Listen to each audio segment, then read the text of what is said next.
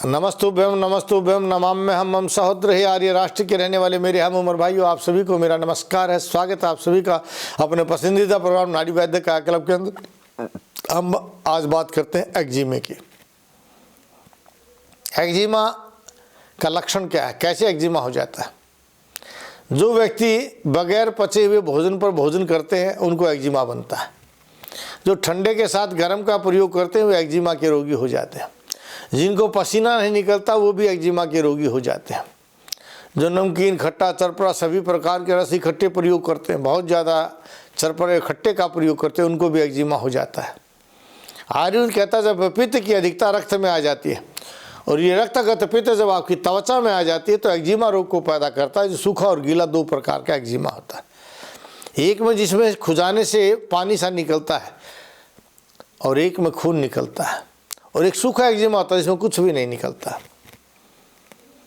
तीनों प्रकार के एक्जिमा को दूर करने के लिए, जिस एक्जिमा को रगड़ने से खुश्की ज़्यादा रहती है,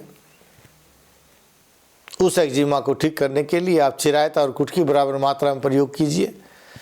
1 ग्राम के लगभग पानी में भिगो दीजिए और रात को भिगो करके सुबह ले लीजिए और सुबह भिगो करके दोपहर में। इस तरह से उसी में पानी तब तक डालते रहिए जब तक उसमें कसालापन आ रहा है। जब उसका कड़वापन दूर हो जाता है तो नया बदल दीजिए। 7 शीशम के पत्ते, 7 नीम के पत्ते सुबह खा लीजिए। इस तरह से दिन में 3 बार ये पत्ते प्रयोग करने से भी एक्जिमा रोग दूर हो जाता है। खदीरारिष्ट और महामंजिष्ठारिष्ट का भी प्रयोग कीजिए भोजन के तुरंत पहले और तुरंत बाद। साथ में रसमाणिक्य वटी और आरोग्यवर्धनी वटी का भी प्रयोग कीजिए।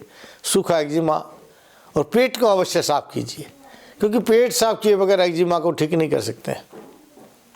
और जो गीला एक्जिमा वहाँ अगर खून आता है तो हिरण का सींग पानी में रगड़ कर लगा लीजिए, या जमाल घोटा पानी में रगड़ के गौमूत्र में रगड़ करके उसको लगा लीजिए, या फिर जो रस सिंदूर होता है उसको रस सिंदूर को नारियल में मिला करके उसका लेप कर दीजिए।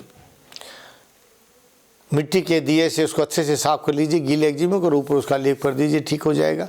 या फिर नीम के पत्ती और शीशम के पत्ती की चटनी बना करके उसको थोड़ा गर्म करके गीले एक्जिमे पर बांध दीजिए, उससे भी आपका गीला एक्जिमा ठीक हो जाता है।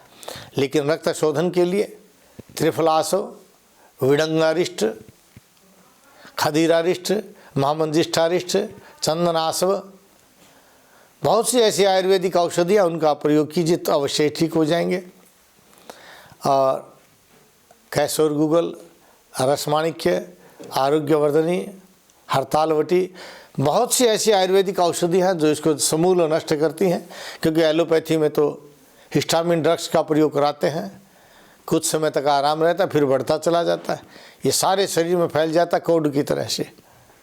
तो आप आयुर्वेदिक दवाओं का प्रयोग कीजिए, अंग्रेजी दवाओं के साइड इफ़ेक्ट से बचिए, उसके माध्यम से जो हमारा पैसा विदेशों में जा रहा है उसको रोकिए और अपने आप को स्वस्थ बनाइए। गच्छामि पुनर्मिलनाय, जा रहा हूँ दोबारा मिलने के लिए, इन भावों के साथ कि आप स्वस्थ रहें, अपने परिवारजनों को स्वस्थ रखें, भारतवर्ष को स्वस्थ रखें। जय भारत, जय भारती।